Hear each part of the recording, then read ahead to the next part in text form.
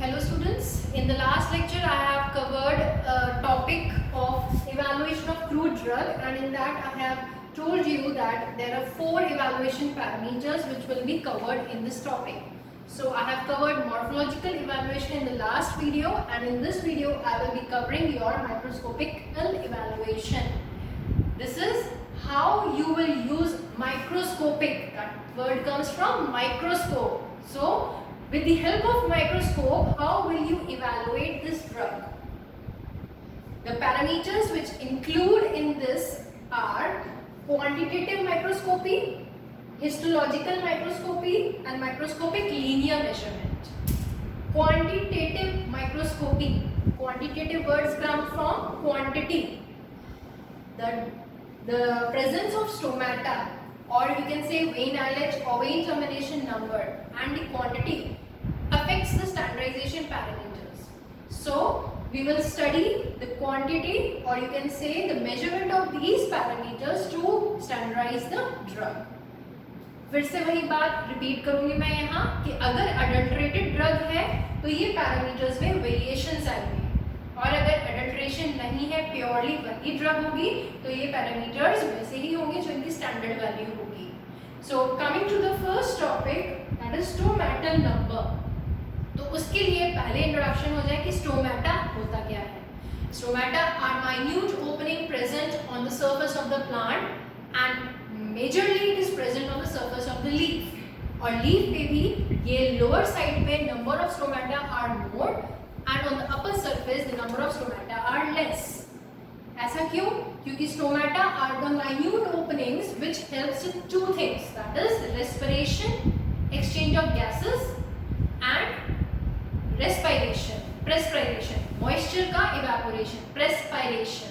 So perspiration की वजह से जो पेड़ सूख जाते हैं या मुरझा जाते हैं, उस कंडीशन में भी स्टोमाटा का रोल होता है. इसलिए डायरेक्ट सनलाइट की प्रेजेंस से डायरेक्ट ऑब्जर्प्शन ऑफ वाटर ना हो मैक्सिमम अमाउंट में, इसलिए इनका नंबर जो है वो लोअर सरफेस ऑफ लीफ पे ज्यादा होता है. तो what are stomata?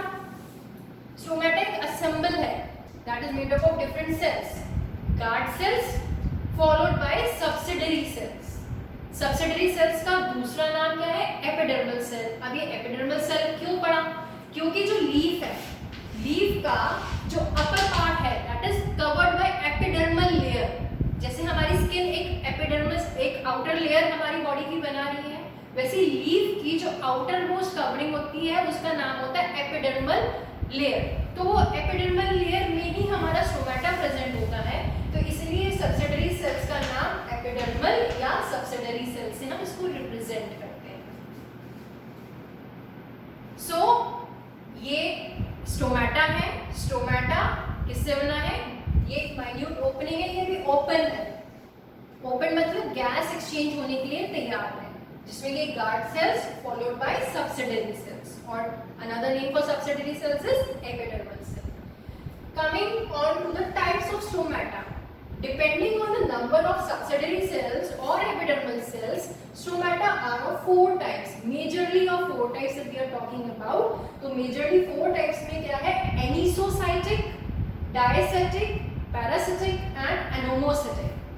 When the number of subsidiary cells is more than 4, यहाँ 3 बने हुए हैं, तो ये 3 का मतलब क्या हुआ? Anisocytic. तो anisocytic में 3 to 4 subsidiary cells present होते हैं. एनोमोसिटिक में मोर देन 4 सब्सिडरी सेल्स होते हैं. अब यही सब्सिडरी सेल्स अगर 2 हो जाए तो 2 क्या होगा? वो डाई.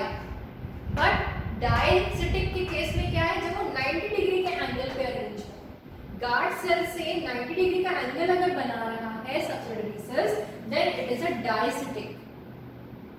पैरासिटिक की कंडीशन क्या हो जाती है? जब वही cell parallel to the guard cells हो जाता है, तो वो होता है पैरासिटिक स्टोमाटा. तो अभी depending on the number of subsidiary cells you have studied, there are 4 types of stomata. Anisocytic containing 3 or 4 subsidiary cells, diacitic having 2 subsidiary cells but making an angle of 90 degree with the guard cells, parasitic same having 2 guard cells but the angle is 180 degree, or you can say parallel to the guard cells. So ये था हमारा stomata and its type. Now coming back to the topic, stomatal number. Stomatal number क्या हुआ? It is the number of stomata present in per square mm of the epidermal layer. मैंने बताया था stomata कहाँ present होगा? Surface, leaf के surface के epidermal layer पे। अब उस लीफ के एपिडर्मल लेयर का अगर हम 1 स्क्वायर mm एरिया कट करते हैं, उसको माइक्रोस्कोप की स्लाइड बनाते हैं और उसका ऑब्जर्व करते हैं, तो 1 स्क्वायर mm के एरिया में number of stomata will give you the stomatal number. It is more on lower edge compare to the above surface. ये भी रीजन मैं अभी आपको एक्सप्लेन किया हुआ है। Now coming to the stomatal index. Stomatal index is calculated by using this formula where I stands for stomatal index and the formula is S into 100 upon E. Now here S stands for number of stomata in this per square mm जो हमने stomatal number calculate किया था। अब उसी को अगर हम divide कर देंगे number of epidermal layers से, number of epidermal cells से, तो वो हमें stomatal index देगा। So coming back to the definition इसको कैसे डिफाइन करेंगे? It is the number of stomata, it is the ratio, क्योंकि ये रेशियो है, it is the ratio of the stomata present in per square mm with respect to the epidermal से। तो अगर आप इसी फॉर्मूले से इसको डिफाइन करना चाहे तो you can easily correlate it। Epidermal stomatal number क्या हुआ था? 1 स्क्वायर mm एरिया में नंबर ऑफ स्टोमेटा, तो वही हमने यहाँ पर यूज किया है। इट इज द रेशियो क्योंकि डिवाइड हो रहा है, it is the ratio of number of stomata present in per square mm with respect to the number of epidermal cells present onto it. So it will give you the stomatal index. Now coming to the next topic, that is vein islet number. अब vein मैंने आपको morphology में पढ़ाया था कि जो leaf होती है उसकी ये मिडरिब होती है। मिडरिब के साथ यहाँ रेटिकुलेट वेनेशन पे जाएंगे तो ये वेन्स होती हैं। ये वेन्स की भी अगर सब डिवीजन देखा जाए तो वो एक पर्टिकुलर एरिया में अगर देखा जाएगा तो वो ऐसे ऐसे क्रॉस आपको दिखेगा। जहां पर ये पूरा एक स्क्वायर बना दे या बाउंड्री क्लोज हो जाए तो that is called one island. Island कहते हैं ना कि जो किनारे पानी से घिरा हुआ होता है, तो सिमिलरली आप उसको ऐसे रिमेंबर कर सकते हो कि आइलैंड क्या हुआ? एक आइलैंड एक क्लोज्ड बाउंड्री ऑफ वेन। एक वेन से जो चारों ओर से क्लोज हो जाए उस बाउंड्री को हम वेन आइलैंड कहते हैं। अब डेफिनेशन फिर से, वेन आइलैंड नंबर क्या हुआ? It is the number of close boundaries in per square mm of the area of the epidermal layer. क्योंकि ये सारी चीजें कहाँ होनी है? लीफ के सरफेस पर, और लीफ के सरफेस पे एपिडर्मल लेयर ही प्रेजेंट होती है। और वेन टर्मिनेशन नंबर, टर्मिनेट मतलब खत्म होना। तो ये अभी हमने यहाँ क्लोज बाउंड्री की बात की थी। अब अगर हम इसी को ही देखा जाए तो जहां ये टर्मिनेट होके जो ये ओपनिंग्स होंगी 1 स्क्वायर mm में, that means called when termination number. Clear? तो वेन आइलैंड नंबर क्या हुआ? Close boundaries. और वेन टर्मिनेशन नंबर क्या हुआ? जो ये एंड पॉइंट है, टर्मिनेशन पॉइंट है वेन्स का। तो ये चार चीजें जो है ये हमारा क्वांटिटेटिव माइक्रोस्कोपी में लीफ के केस में करते हैं। Now the last is palisade ratio.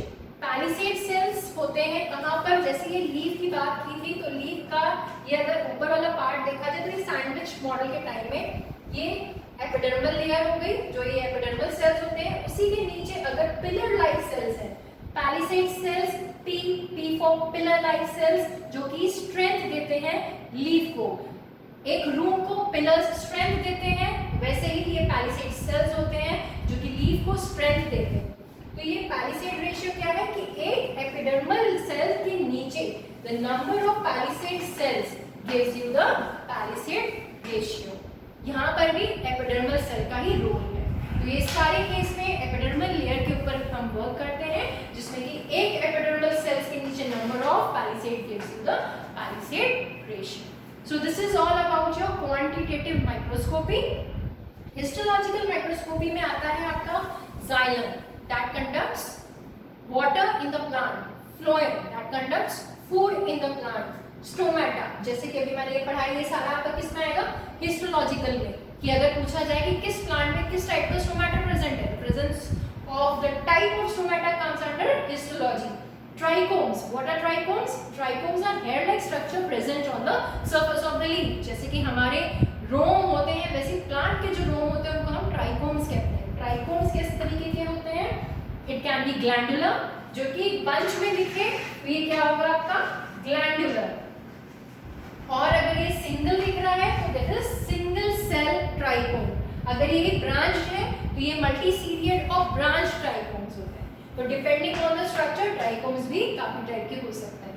Trichomes होते क्या है? These are the hair like structure present on the surface of the plant. So this is histological microscopy, जिसमें कि जाइलम सेल्स क्या है, फ्लोएम क्या है, स्टोमेटा क्या है, ट्राइकोम्स क्या है। I have briefly explain all of these and you will get the detail in your notes.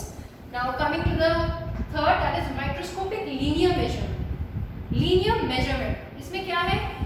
measurement करना है कि अगर ट्राइकोम है तो कितनी लेंथ का है, स्टोमेटा है तो कितने साइज का है।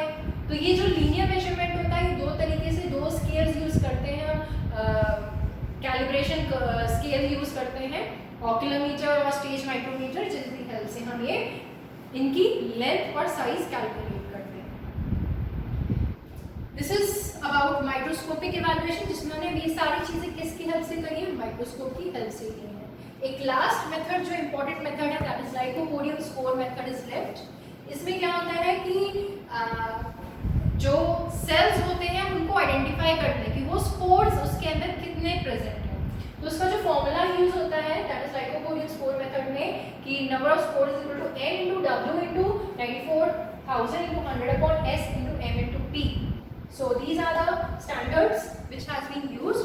इसमें सिर्फ इतना प्रोसीजर है कि जिंजर के स्टार्च को अगर हमें कैलकुलेट करना है कि उसमें स्टार्च ग्रैन्यूल्स कितने हैं या किस साइज के हैं 1 ग्राम पाउडर में, तो उसके साथ हम क्या करते हैं, जिंजर स्टार्च के साथ हमने उसको अपने सैंपल को लाइकोपोडियम स्पोर्स को मिक्स किया, उसको माइक्रोस्कोप में फोकस किया, फोकस करने के बाद ये वैल्यूज को हमने नोट किया और इस फॉर्मूला में पुट कर दिया। So this gives you the lycopodium score method, जिसमें हम नंबर ऑफ स्पोर्स को भी कैलकुलेट कर सकते हैं कि उस प्लांट में प्रेजेंट कितने। सो this is all about brief on microscopic evaluation, जिसमें माइक्रोस्कोपी यूज करके या माइक्रोस्कोप की हेल्प से हम ये सारे पैरामीटर्स एक इवैल्यूएशन ड्रग का स्टैंडर्डाइजेशन को चेक करते हैं।